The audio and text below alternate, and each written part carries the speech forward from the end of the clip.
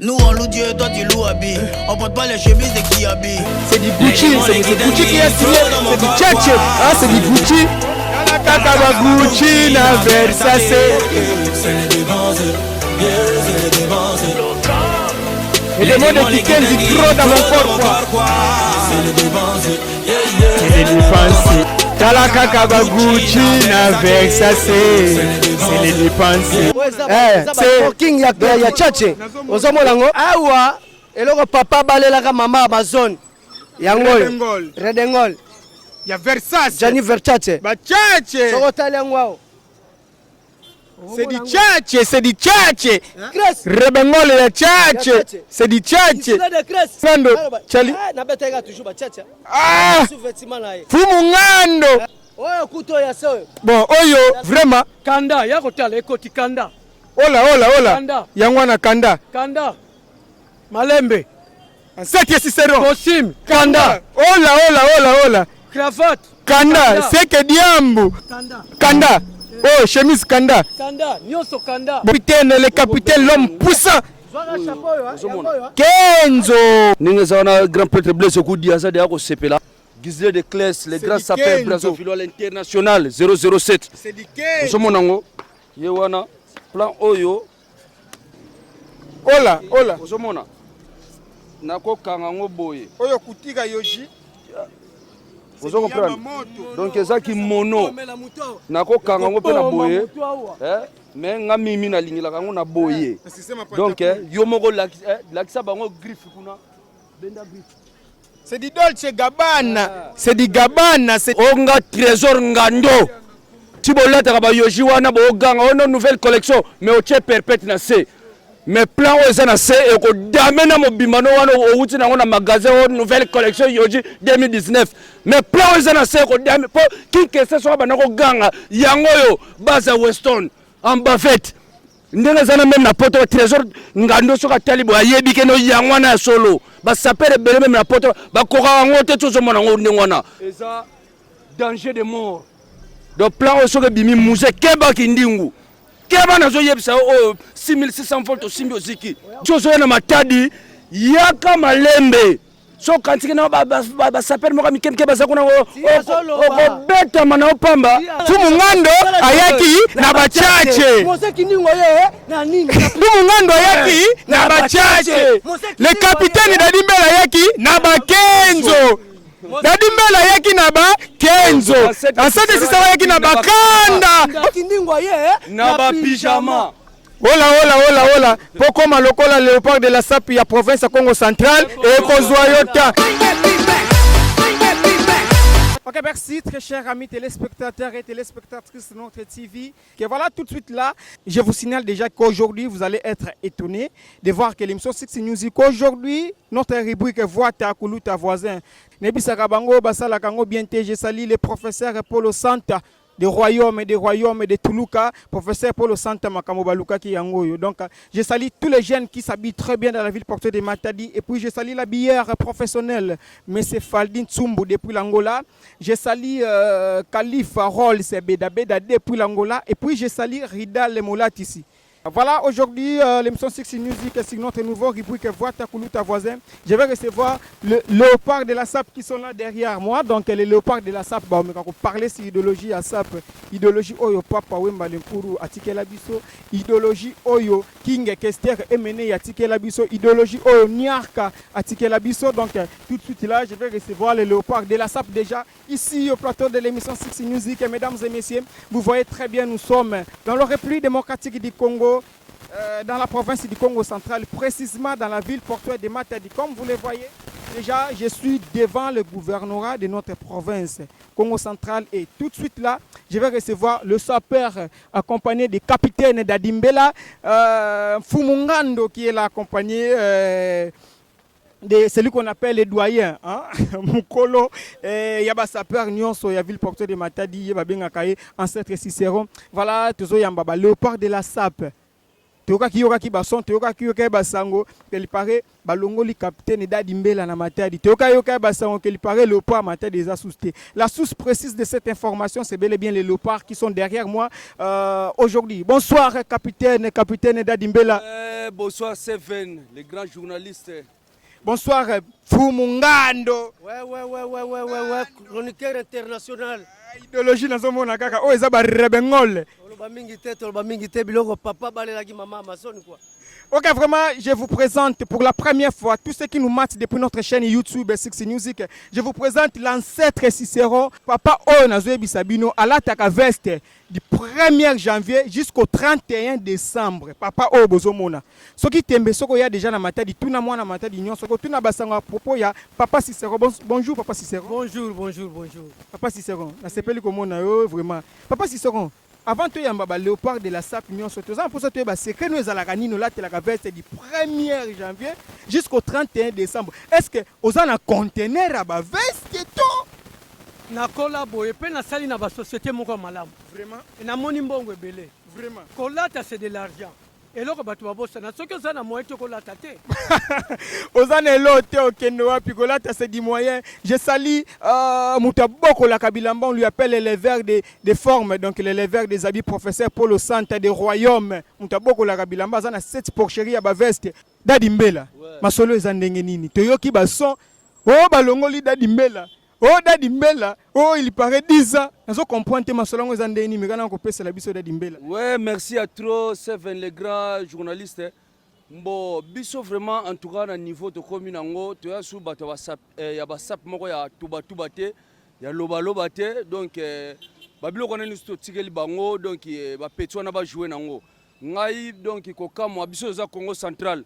Donc place Masolo Euta, place forme Banda parce que l'air Diego Kao a découvert Mbouchi du fleuve Zahir et Zalaka vers 1882. Vraiment. Vous comprendre 1482.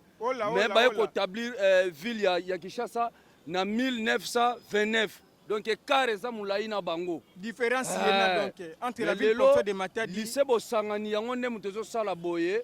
Ndeti kaka bato baleka na pe contre Congo central donc ngana oloba boye petit wana museki ndingu donc aza petit l'air bakaboni na badada Weston l'air bakaboni na bakeko bakabona na bakidoda ba beta ye frappe bilamba petit wana yebi a 5 intervention na Congo central et pas na ngai étant que chef d'état-major général de la SAP du Congo central.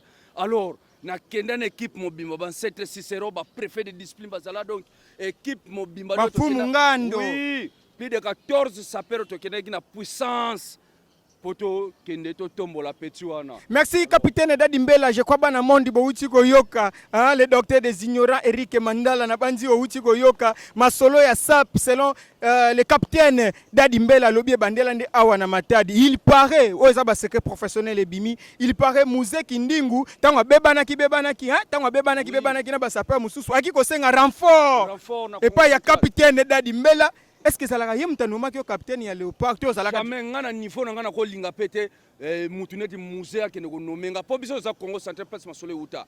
Mais il y a quand même président na yo. Non, yé azalaki président léopard na bango na Kinshasa. Mais les bakabwani tellement za pire mutuna biso to banako coopérer ne neto kenegi poto tia poids. Mais biso Congo central fo ba yeba ngo mokili mobima to zaka to zalakate auto léopard intel biso Congo central to tikalaka Congo central. Donc léopard ya Congo central parce que to mona désordre des trop na Kinshasa. Vous comprenez désordre ba misuba sala ba léopard na bango po ba lukela kango mwa kwanga. Ba misuba sala ngo pone lamba. Nenge lelo tozo féliciter président Tondolo Bilé les places aza nenga yena innovation ya sika ya SAP sans injure.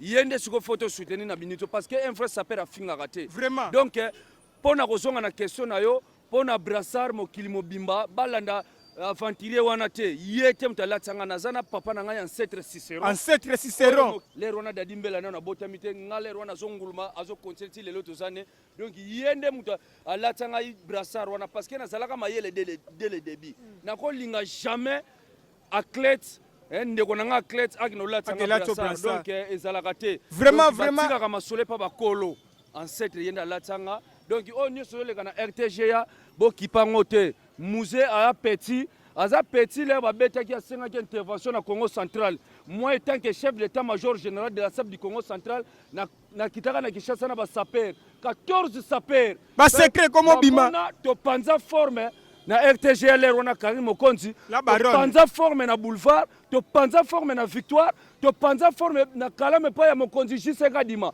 to panza forme pa ya mama Wivini Moleka pona musée lelo so na kota rankini na dada Weston to yoka na alisute pona musée so na kota rankini ke ko to yoka na alisute pona musée so to kutu kidoda to yoka na kala mingi te mais musée yebi yango mais ko kamwa petit musée aleka na RTG ya aleka na contre Congo central donc mambo lobe za ngo lukuta longo liote po yepeta kotso na ko longola ngate ponga na za capitaine oyo na za très puissant oyo ya single intervention ya ko longola ngate.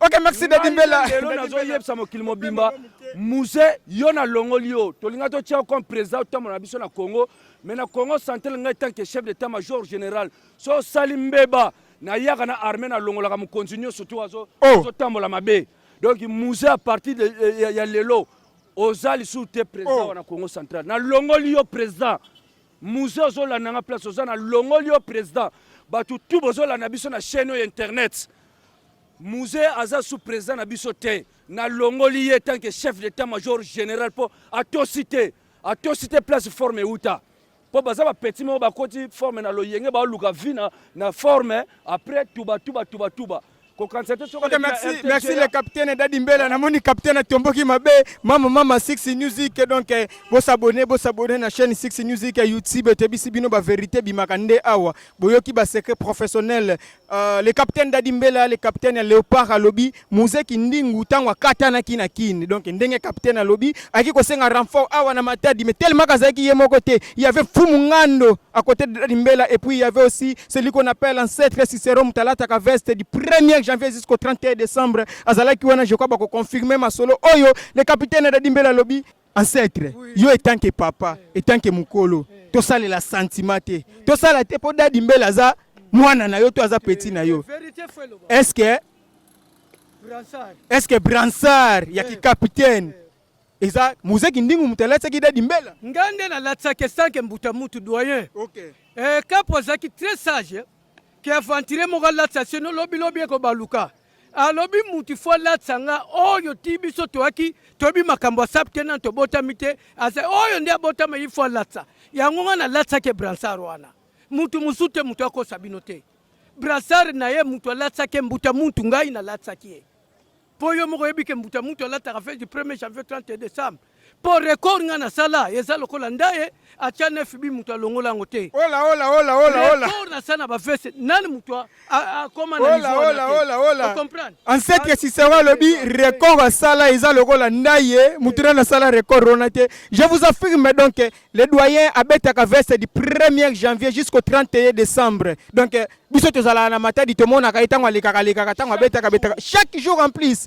Donc en cette Cicero merci pour la confirmation te so fumo ngando ngana linga tango le lisaka elela na moni ba base ba Weston fumo ngando idéologie à forme te so pese la Matadi te yoka ki ba eko ke museki ndingu alongoli capitaine Dadi Mbela alobi apesi 10 ans ya repos akope mate akomela maite fumo ngando nazomona ba cigare nazomona ba rebengol nazomona ba Weston donc ba nouvelle collection avec double cravate Fumungando na monu sana kanda ouais Talaka ba Gucci na Versace c'est les dévanceurs c'est les dévanceurs les démons les guidanguis trop dans mon corps quoi c'est les dévanceurs